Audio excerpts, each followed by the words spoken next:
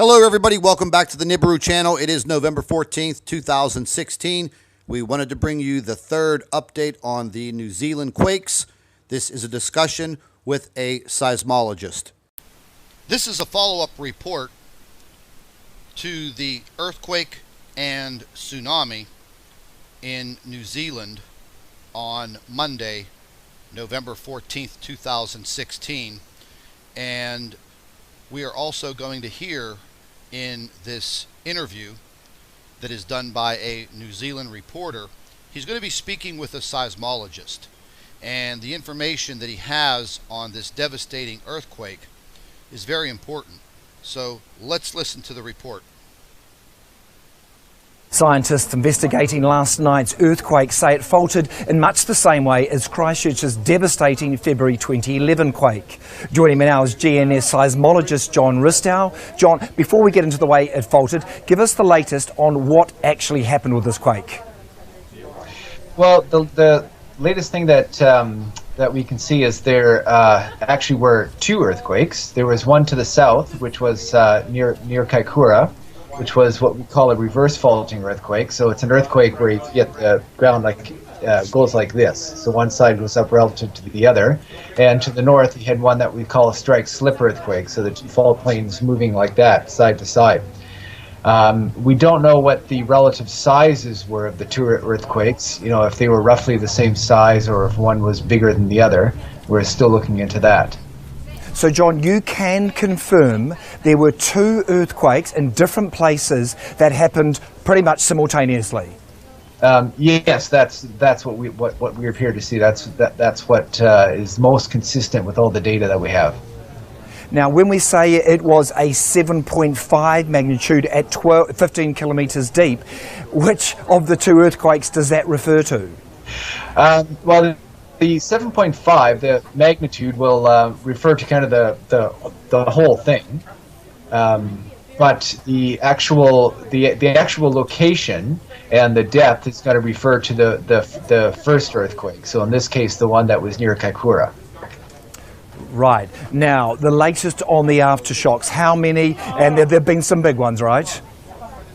Yes, we've had quite a few that have been 4.5 or larger. And we've had, so probably, what have we got here, about roughly around 300 aftershocks or so that were located. And I think there have probably been at least 60 that have been 4.5 or larger, with 3, I believe, that have been magnitude 6 or larger. So apparently New Zealand suffered two earthquakes back to back, and now they are being rocked by the aftershocks, which are very, very strong and could actually be considered earthquakes. A magnitude 6 as an aftershock is just like reliving the initial earthquake. Let's listen to more of what they have to say. In itself, is a very, very severe earthquake. Now, this one was 7.5. If we go back to 2010, September the 4th, that's when Christchurch experienced the first earthquake, 7.1. Can you give us an idea of how much stronger a 7.5 is compared to a 7.1? Well, if the easy rule of thumb is that for every 0.2 you go up in magnitude, you roughly about double the size of an earthquake. So a 7.3 is about twice the size of a 7.1, and a 7.5 about twice the size of a 7.3. So you'd have to go 2 times 2, so 4 times larger. A 7.5 is about 4 times larger. So the earthquake or earthquakes that we saw happen last night at 2 minutes past midnight, these were 2, 3, 4 times as powerful as the strongest earthquake that hit Christchurch.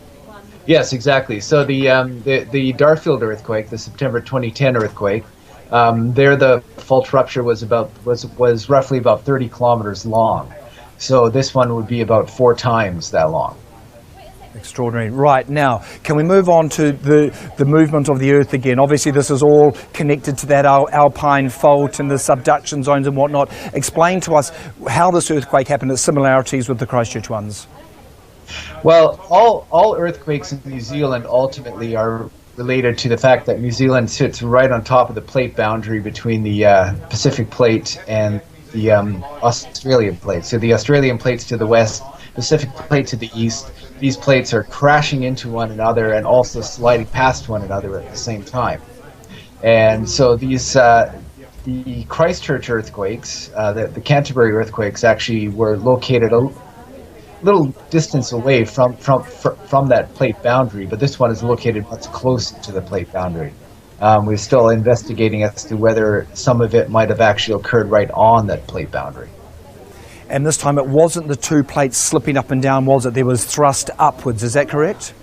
Yeah, well, there was both. So the first earthquake, the one near Kaikoura, again, that was up and down, like this type of motion, and the one to the north, going up towards Seddon, was side-to-side motion.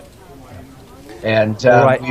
we've had our some people from our landslide team. You know, they've already gone down and they've flown over the area, and they've actually seen surface ruptures. And to the south, they've actually seen the surface rupture basically going pretty much straight up and down.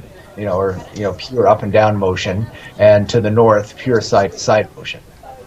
John, how big were some of those surface ruptures that your team observed? I don't know I can't tell you off the top of my head how big they were. I haven't heard what the actual size of the surface ruptures were, but they'd have to be fairly big to be seen. Well, they'd be so in terms of length, they could be several kilometers long. Yep. And as far as the actual displacement, the amount of up and down or side-to-side motion, probably on the order of meters.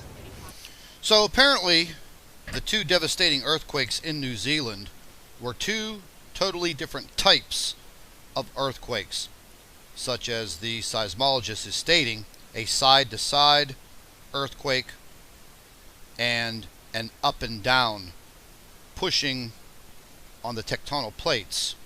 Let's listen more to what he has to say. Okay, now we can't predict earthquakes, but we can, through history, learn of the pattern of aftershocks. What do you expect to see from this point going forward?